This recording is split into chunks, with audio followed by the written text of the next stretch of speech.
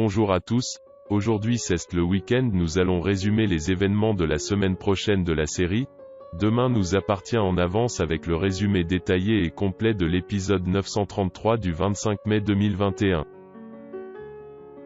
Sacha sort de garde à vue, il est rejeté par tous, Roxane accepte la proposition de Georges. Mardi, dans votre série quotidienne, Sacha sort de garde à vue, mais il est rejeté par son frère et ses deux familles. Roxane accepte finalement la proposition de Georges. Sacha rejeté par tous peut-il commettre l'irréparable? L'enquête sur la disparition de Clémentine piétine. La police manque d'éléments pour incriminer leur principal suspect. Le sang sur la pelle est bien celui de Sacha. Le bornage de son téléphone ainsi que l'enquête de voisinage n'ont rien donné. Martin n'a pas d'autre choix que de signifier à Sacha la levée de sa garde à vue. Prévenu par Anna que le compagnon de sa mère était sur le point d'être libéré, Garance se rend au commissariat. Furieuse de cette décision et convaincue de sa culpabilité, elle envoie à la tête de Sacha son sac. Ce dernier assure à Garance être innocent, mais la jeune fille se met en colère à tel point que Martin est obligé de la maîtriser. Le commandant Constant réussit à la calmer. Il prend Garance dans ses bras, et lui promet qu'ils finiront par coincer Sacha si c'est bien lui le coupable.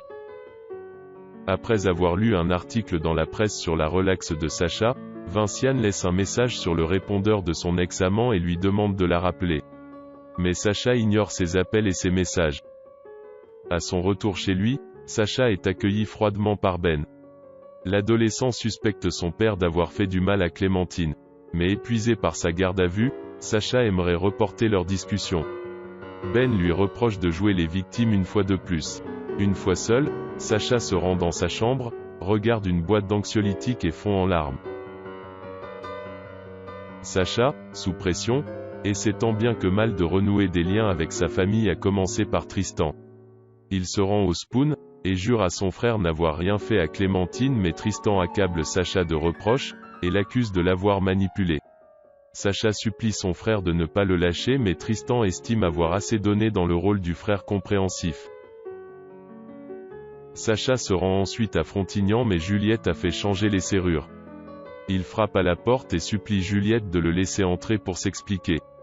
À travers la porte, Océane s'y oppose et menace son père d'appeler la police. La jeune fille supplie sa mère de ne pas se laisser avoir encore une fois, pas après tout ce qu'il leur a fait. Sacha essaie de les convaincre de lui laisser une chance de rattraper ses erreurs. Puis, il tambourine à la porte. Océane ouvre et accable son père de reproches. Puis, elle l'empêche de s'approcher de sa mère. Sacha les assure qu'il les aime, mais Océane en pleurs refuse de le croire, et lui demande d'aller dire la même chose à ses autres enfants. La jeune fille reproche à son père de n'avoir ni honneur ni morale. Juliette explique à son mari qu'il est préférable qu'il s'en aille. Océane se montre blessante avec son père qu'elle traite de minable. Elle espère que la police va le coffrer et qu'il mourra dans sa cellule. Sacha fond en larmes. Rejeté par tous, il est à bout. Il monte dans sa voiture. Sacha boit quelques gorgées d'alcool et prend des cachets. Puis, il démarre en trombe. Sacha va-t-il commettre un acte désespéré? Au petit déjeuner, Maud explique à Camille et Judith qu'elle a trouvé un autre endroit pour répéter. L'adolescente prend un malin plaisir à insister devant Chloé sur le fait que Mona a été super cool, très ouverte et bienveillante. Chloé tique et rappelle à sa belle-fille qu'elle avait finalement accepté qu'elle répète à la maison, et qu'elle lui avait même déniché un créneau. Mona est heureuse d'avoir rejoint la banda de Maud. Elle accueille les musiciens chez elle pour les répétitions. Mais avec son hélicone, Mona n'est pas dans le rythme, obligeant Maud à interrompre à plusieurs reprises le morceau pour lui faire des remarques. Victoire sort de 24 heures de garde et découvre une fanfare dans son salon. Excédée, elle souhaiterait les mettre dehors, mais Mona plaide leur cause. Victoire passe chez Chloé pour récupérer les clés de Sandrine. Chloé téléphone à Xavier pour qu'il intervienne. Ni une ni deux, Xavier se rend chez Georges et Victoire et met fin aux répétitions. En rentrant à la maison, Maud confie à Chloé avoir honte vis-à-vis du groupe de musiciens. Non seulement elle a fait entrer Mona dans la banda qui joue très mal, mais en plus son père a viré tout le monde. Chloé et Maud ont ensuite une discussion à cœur ouvert et aplanissent les tensions qui existaient entre elles. Chloé promet à sa belle-fille de lui dire dorénavant en face si quelque chose la dérange. Roxane accepte la proposition de George.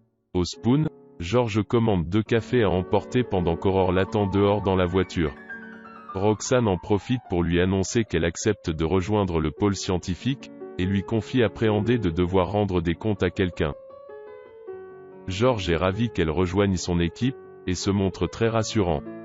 Puis, il lui explique qu'il va devoir faire valider son recrutement par la hiérarchie. Aurore les interrompt, car elle est garée en double file. George lui fait part de la décision de la jeune femme. Aurore souhaite à Roxane froidement la bienvenue. La capitaine Jacob n'accepte pas la décision de la jeune femme et fait son procès d'intention auprès de Martin. Mais le commandant Constant a confiance dans le jugement de George. Martin convoque Karim et cherche à savoir si Aurore a des raisons personnelles d'en vouloir à Roxane. Karim prétend que non, et lui conseille de laisser tomber. Mais Aurore s'entête. Elle aimerait que Sarah demande à Roxane de revenir sur sa décision. Sarah explique à Aurore qu'elle doit faire la part des choses et avancer, mais Aurore refuse de croiser au travail celle qui a essayé de la tuer. La capitaine Jacob sous-entend qu'elle pourrait dénoncer Roxane auprès de George.